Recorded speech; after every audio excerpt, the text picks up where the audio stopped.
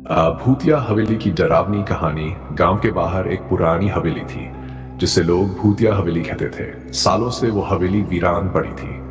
गांव वाले कहते थे कि रात के समय वहां से अजीब आवाजें आती हैं और कोई भी वहां जाने की हिम्मत नहीं करता था।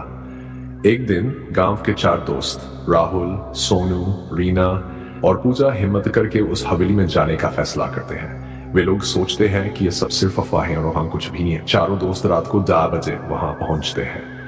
हवेली के बाहर का माहौल ही कुछ ऐसा था कि उनकी रीढ़ की हड्डी में सिहरन दौड़ गई। हवेली के अंदर घुसते ही दरवाजे अपने आप बंद हो गए। चारों ने सोचा कि ये बस हवा की वजह से हुआ होगा, पर अंदर का सन्नाटा और गहराई इतनी ज्यादा थी कि उनकी हिम्मत टूटने लगी। वे लोग धीरे धीरे आगे बढ़े और एक बड़े हॉल में पहुंचे।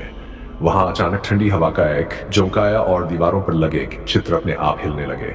तभी सोनू ने देखा कि एक कोने में किसी की परछाई दिखाई दे रही थी। उन्होंने समझा कि ये उनकी ही परछाई है, लेकिन अचानक वो परछाई हंसने लगी।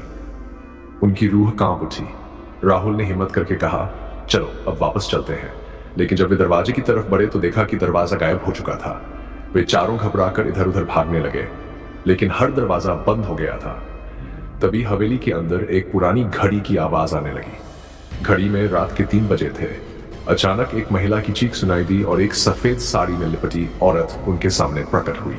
उसका चेहरा बहुत डरावना था और उसकी आंखें खून जैसी लाल थीं। चारों दोस्तों की चीखें हवेली की दीवारों में गूंजने लगीं। अचानक वह औरत हवा में गायब हो गई और दरवाजे अपने आप खुल गए। चारों दोस्त वहां से जान बचाकर भागे और फिर कभी उस हवेली का नाम तक नहीं लिया। गांव में जब लोग पूछते कि हवेली में क्या हुआ तो वे बस चुप रह जाते। वो चारों दोस्त कभी भी उस रात को भूल नहीं पाए। कहते हैं कि उस भूतिया हवेली में जो भी एक बार चला जाता है वह फिर कभी वैसा नहीं रहता।